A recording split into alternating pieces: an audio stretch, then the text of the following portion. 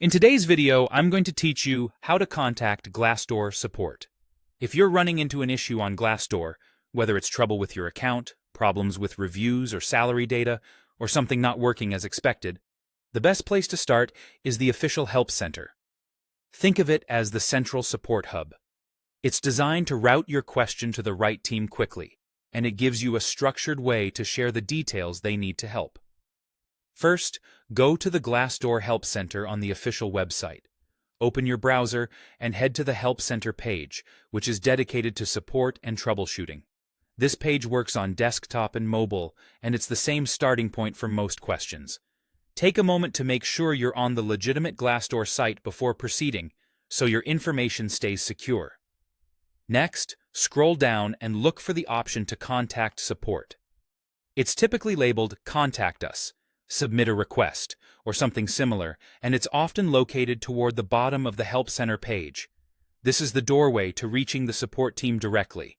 If you don't see it immediately, keep an eye out for a support form link within the Help Center navigation. It's there so you can open a ticket when articles don't fully solve your issue. When you open the support form, you'll be asked to choose a topic that best matches your situation. Pick the category that fits as closely as possible. This helps your request land on the right desk the first time. Then, use the description field to clearly explain what happened. Include key context, like what you were trying to do, what you expected to see, what actually occurred, and any on-screen messages.